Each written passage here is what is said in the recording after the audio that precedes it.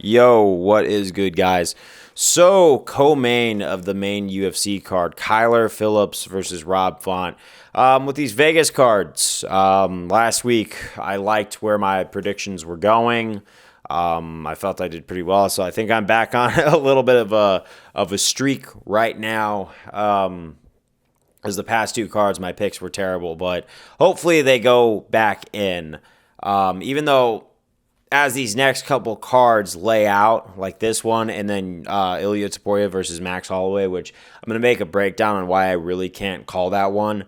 I want to say that this fight is going to be a turning point for bantamweight in a sense. Kyler Phillips, obviously, he's a talent. He's gotten some finishes in the lower echelons. He's coming back. He's been on the come up, and now his highest profile fight against Rob Font is happening. And it's interesting because Rob Font, although he was like having a bit of a resurgence for a while, because he's been in the UFC a lot longer than people realize, he has been on a bit of a skid. He has kind of been that stepping stone. He's on a skid right now, so he's going to want to come back and bounce back. And he's become this, mid-level gatekeeper at this point. It's amazing how these dynamics turn around, because Rob Font, when he was fighting Cody Garbrandt, when he was fighting a lot of these big names, he was doing really good, but he's proven that I don't think the belt's in his time, so now he's just fighting out the rest of his contract.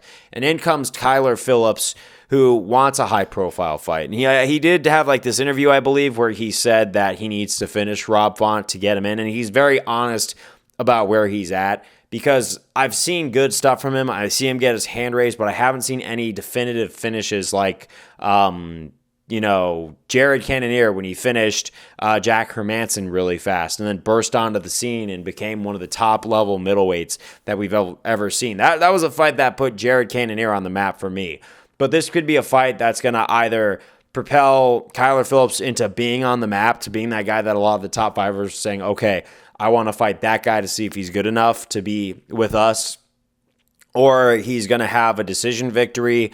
We're not going to really expect too much of him, or he loses, and then I feel like he might become a stepping stone for Peyton Talbot, unfortunately, or he might be still in the equiption to derail the hype train that is Peyton Talbot. But Peyton's so good, and he's kind of shown so much promise that I don't know if he's actually going to be doing that.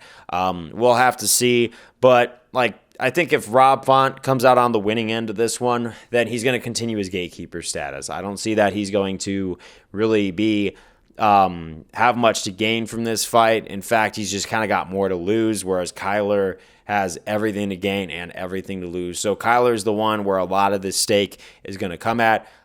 He could get it done. I'm not counting him out completely. It's just I haven't seen enough of him to see that he's going to finish Rob Font. Is he going to take the decision?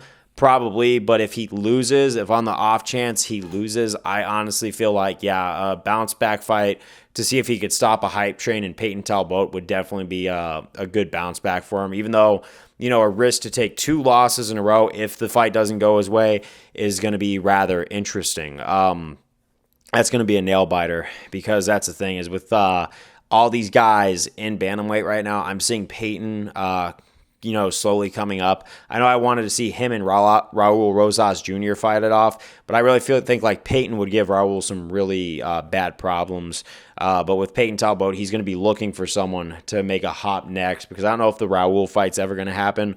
We'll see. But like if Kyler Phillips falls short tonight, I definitely see that fight happening in the near future. But this is one of those, okay, this is going to be going into whatever timeline fights we could see right now, but I can't really call where this is at, because although Rob Font, he himself has been on a skid, it hasn't been that horrible. He's been fighting Davidson Figueiredo, who came in and used him as a way to get into the bantamweight. So it's not like he's fighting, tin cans or anything like that. What is happening is he's just not the fighter he was, and we'll see if he can keep up with these young up-and-comers who are hungry and have a lot to prove. But that's my breakdown. I'll probably report tomorrow when the decision is made and the dust settles clear. But we'll see where this goes, because this could be a timeline split for the bantamweight division. But peace out. On to the next one.